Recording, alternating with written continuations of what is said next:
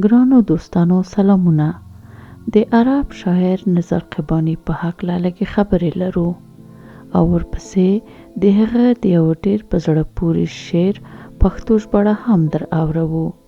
که چیرې تر دې دمه مو زموږ یوټیوب چینل سبسکرایب کړی نه وي، هیله ده زموږ چینل سبسکرایب او لایک کړئ څو په راتلونکي کې زموږ نور په زړه پورې مطلبونه هم په وخت واورېدلی شئ.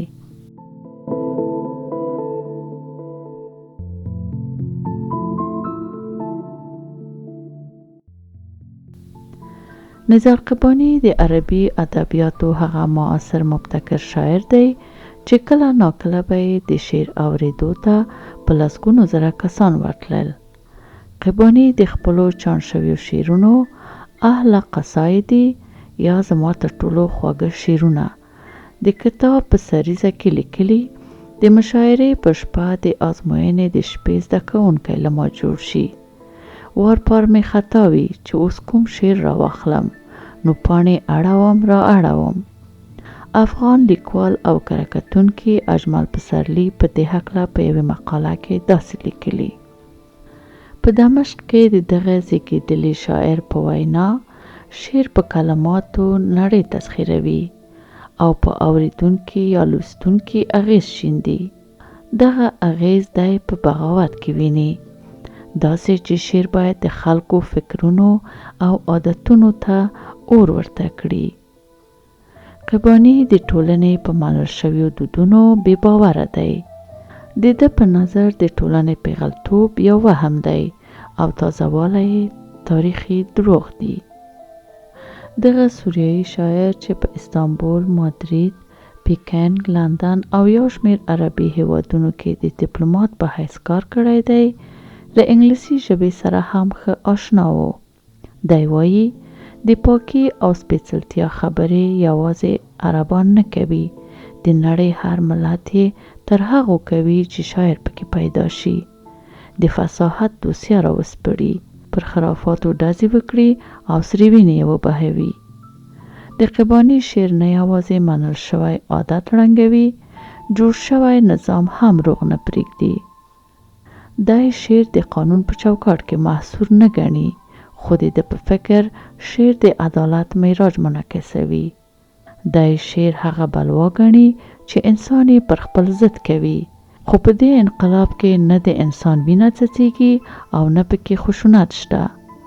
دا انقلاب زلزلې ته ورته دی، خو شاته ګلونه شیندي، د انګورو وشکې پرېږدي او غنم پاشي.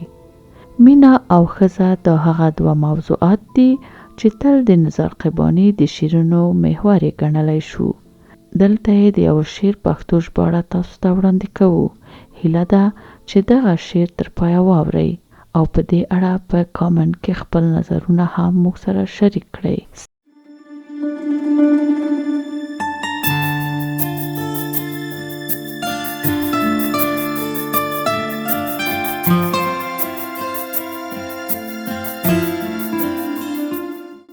ستا په مینه کې تر ټولو زیات شی مې چې ډېر ځوروي هغه دا ده چې ولې نشم کولی زیاته مینه در سره وکړم. یو شی مې چې د 5 حواسو په اړه ځوروي هغه دا ده چې ولې 5 دي، باید ډېر وای. ستا په شان یوه بې مثاله ښځه خاصو او استثنایي حواسو، استثنایي مینې او استثنایي اوښکو ته اړتیا لري.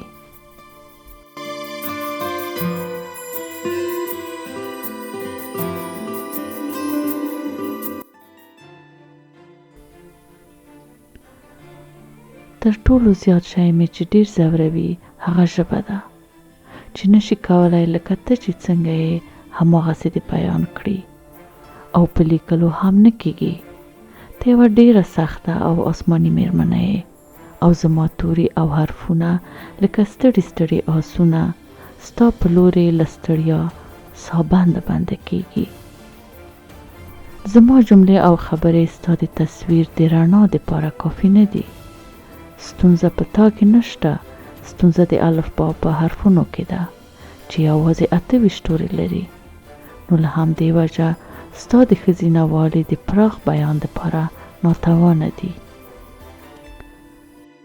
تر ټولو زیات شی مې چې په تیرو وختونو کې له تا سره ځوروي هغه دا دی چې تا سره مې د یو فیلسوف په شانې چلند وکړ. نه مې د رامبو زوربا، ونګوک او د ګلاجم او نورو لیونیانو په شان چلند وکړ.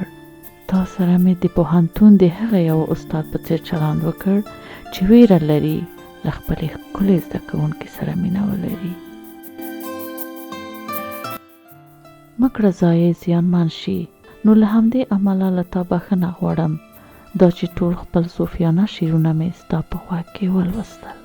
هغه ورځو کې مې لیدو ته چې تر و تازه راتلې د غنمو د وږي او د کب په شانې وې، نو د ابن فرید، رومي مولانا او ابن عربي په ځای درنه بښنه غواړم.